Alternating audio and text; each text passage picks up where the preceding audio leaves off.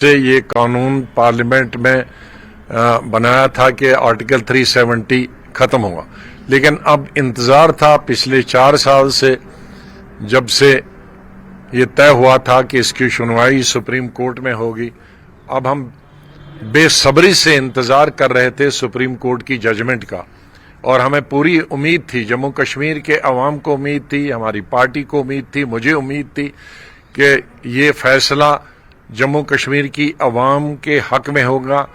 यहाँ के इतिहास को देखते हुए, यहाँ की जोग्राफियाई हालात, हमारे एक तरफ से पाकिस्तान है, दूसरी तरफ से चाइना है, और जिन हालात में, हिस्टोरिकल हालात में आर्टिकल 370 को जम्मू कश्मीर के कॉन्स्टिट्यूशन में, आईन में, और हमारे मुल्क के आईन में इसको आर्टिकल 370 के द्वारा कश्मीर को जो सहूलियत थी, फैसिलिटीज थी, उनको ख़त्म किया गया। और हमें ये उम्मीद आज ख़त्म हो गई जब सुप्रीम कोर्ट ने एक यूनानिमस जजमेंट सुनाई और उन्होंने कहा कि एक टेम्परेरी अरेंजमेंट था, परमानेंट नहीं था। तो ये जम्मू कश्मीर की जज्बात आर्टिकल 37 से जुड़े थे, और इसके साथ ही खासकर ये 35A, जिसमें जम्मू सूबा के और कश्मीर के दोनों लोग चाहते थे कि 35A होना चाहिए, क्योंकि इसको महाराजा हरि सिंह के जमाने से लागू किया गया था। 1925, 1927 और 1930 से महाराजा हरि सिंह ने कहा था कि कोई भी बाहर वाला, स्टेट से बाहर वाला, न नौकरी कर सकता है, न जमीन खरीद सकता है जम्मू कश्मीर में। और जब महाराजा ने एक्सेशन किया हिंदुस्तान के साथ, मुआहिदा किया जम्मू कश्मीर का हमारे पूरे मुल्क के साथ, तो उसमें इस चीज को भी 35A की शक्ल में रखा गया हमारे कॉन्स्टिट्यूशन में कि कोई जमीन बाहर का खरीद नहीं सकता, नौकरी नहीं कर सकता। अब वो प्रोविजन आज खत्म होने के बाद हमारे बच्चे पहले बेरोजगारी का शिकार हो रहे थे, अनएम्प्लॉयमेंट्स हिंदुस्तान में सबसे ज्यादा जम्मू कश्मीर में थी।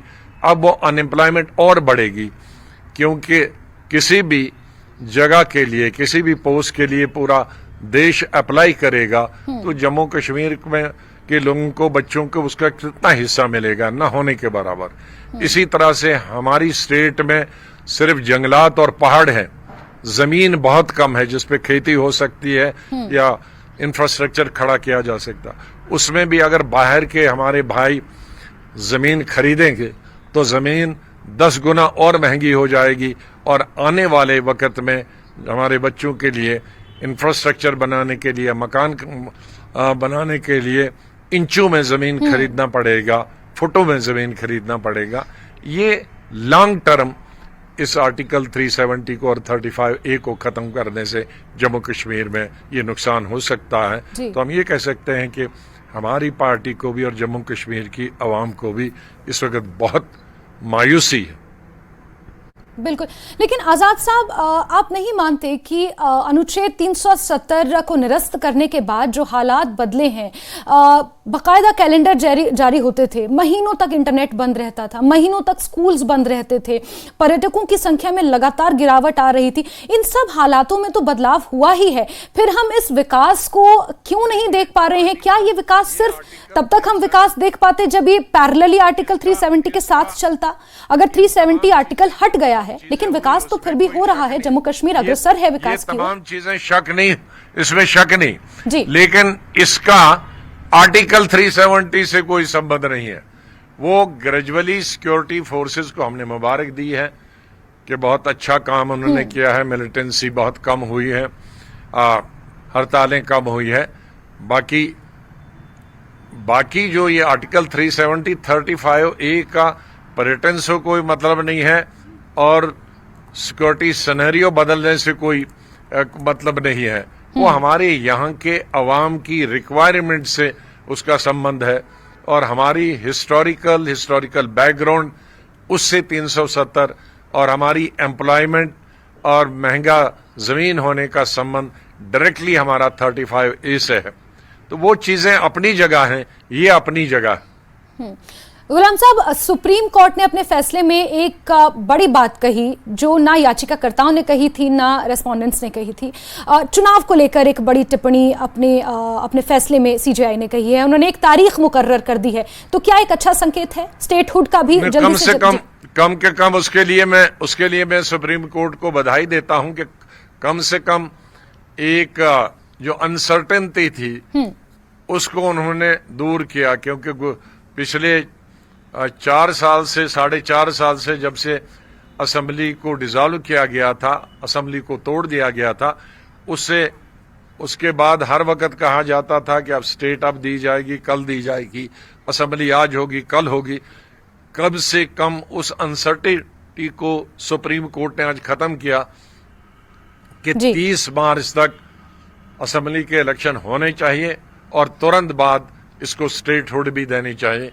उस हद तक सुप्रीम कोर्ट को बधाई देना चाहते हैं कि वो अनसर्टेनिटी खत्म हो और एक इलेक्टेड गवर्नमेंट अगले सितंबर के बाद आएगी। आजाद साहब, जहां तक आर्टिकल 370 जी आर्टिकल 370 और 35A को खत्म करने का सवाल है, उसमें निराशा है यहाँ। बिल्कुल।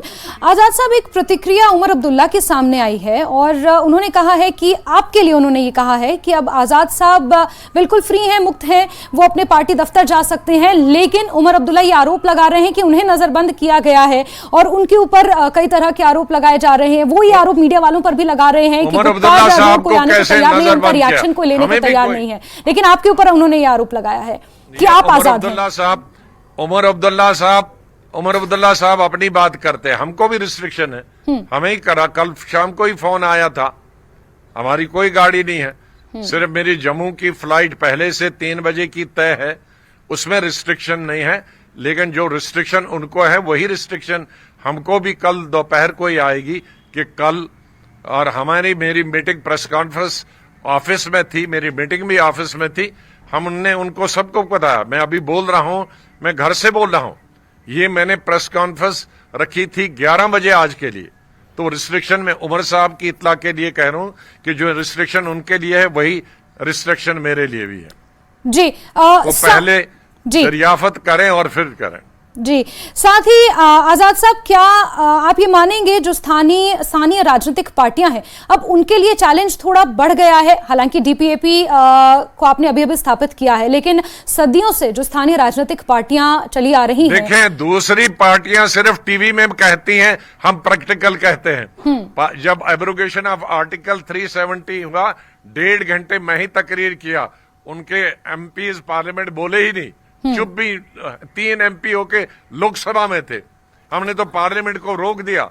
4 घंटे हम धरने पे जमीन पे बैठे, उसके बाद तकरीर की, और उसके बाद भी तकरीबन 6 तकरीरें मैंने आर्टिकल 370 पर पार्लियामेंट में की। उनकी पार्लियामेंट कोई रिकॉर्ड ही नहीं है। जो जेल में यहां थे उनका तो अलग ठीक है, लेकिन जो पार्लियामेंट उस वक्त थे वो तो चुप बैठे। तो अब जो उनकी पास की गलतियां हैं उनको दूर करने के लिए अब ज्यादा चिल्लाते हैं। जब जम्मू कश्मीर के लोगों से उनकी जमीन और घर को बुलडोजर लगाए जा रहे थे, तो सिर्फ स्टेटमेंट रीजनल पार्टी ने घर बैठ के स्टेटमेंट दिए। मेरी पार्टी थी 85, उन्होंने रैलियां की डिस्ट्रिक्ट हेडक्वार्टर पे और सब डिस्ट्रिक्ट हेडक्वार्टर पे, तहसील पे, बर्फ में, पिछले साल नवंबर, दिसंबर, जनवरी, फरवरी तक, और उस बर्फ में। और उसके बाद भी जब नहीं रोका तो मैं गवर्नर साहब से मिला, होम मिनिस्टर से मिला, वो तो खाली स्टेटमेंट देते हैं। ये ठीक है कि स्टेटमेंट देने में रीजनल पार्टीज और शोर शराबा एक्सप्लॉइट करने में वो तेज हैं। हम तो हमेशा एक्सप्लॉइटेशन को भरोसा नहीं रखते, और जो करते हैं ठोस मकान करते जी। और जब मैं एब्रोगेशन आर्टिकल 370 के बाद भी जब पार्लियामेंट चल रहा था, सेशन में था, तो मैंने श्रीनगर आने की कोशिश की। एयरपोर्ट से 5 घंटे के बाद मुझे सिक्योरिटी वालों ने न बाहर आने दिया जी और न जहाज में चढ़ने दिया, और आखिर लास्ट फ्लाइट से मुझको पैक किया जम्मू, ये दिल्ली के लिए। फिर मैंने जम्मू आने की कोशिश की, उसके 4 दिन बाद दिल्ली से जम्मू में भी मुझको 4 घंटे एयरपोर्ट पे बिठाया, न बाहर आने दिया और न दिल्ली भेजा, लास्ट फ्लाइट से वापस भेजा। जी। मैं फिर तमाम पॉलिटिकल पार्टीज को लेके श्रीनगर आया, फिर एयरपोर्ट पे बिठाया, तो भी नहीं आया। फिर मैं सुप्रीम कोर्ट गया और सुप्रीम कोर्ट ने मुझे इजाजत दी जम्मू कश्मीर आने की। ऑफ कोर्स सुप्रीम कोर्ट ने मुझ पे रुकावट लगाई कि ना तुम कोई जलसा करोगे ना मीटिंग करोगे, सिर्फ डेलीगेशन को सुनेंगे। तो मैंने डेलीगेशन को एक दिन श्रीनगर में सुना, एक दिन बारामूला में सुना, एक दिन अनंतनाग में सुना, फिर जम्मू गया, वहां एक दिन सुना। और सुप्रीम कोर्ट ने यह भी कहा था कि आप अपनी रिपोर्ट और लोग जो आपसे मिलेंगे वो तमाम चीजें। तो लोगों का जो गुस्सा था, उनको जो मुसीबत थी, वो मैंने सुप्रीम कोर्ट को लिखत में दी। वैसे इनकी क्या फॉल्ट है? ये तो मजे से 5 स्टार होटलों में बैठे, घरों में बैठे थे। ये तो बल्कि अफवाह तो ये भी है इनके बारे में कि ये पहले ही मिले थे 2 दिन और कहा था हमको अंदर रखो वरना हमें प्रोसेशन निकलने पड़ेंगे। इनके सब अंदर बाहर में जानता हूं। जी आजाद साहब, एक लास्ट सवाल आपसे लेना चाहूंगी। अब आगे की स्ट्रैटेजी क्या है? अब चुनाव की एक डेडलाइन भी सुप्रीम कोर्ट ने दे दी है, स्टेटहुड के लिए भी सुप्रीम कोर्ट ने अपनी टिप्पणी में कहा। अब डीपीएपी किस डायरेक्शन में आगे बढ़ेगी, क्या प्लान है आपका?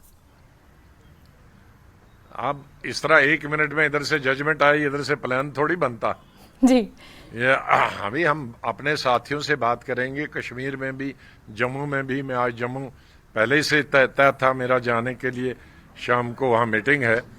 तो इन सब से, जम्मू के, कश्मीर के और बाकी डिस्ट्रिक्ट के लोगों से बात करेंगे, उसके बाद हम फैसला करेंगे। लेकिन ये कहूंगा कि जम्मू कश्मीर में, चाहे वो जम्मू सूबा हो, कश्मीर सूबा हो, लोगों में, अवाम में मायूसी है इस फैसले को सुनकर।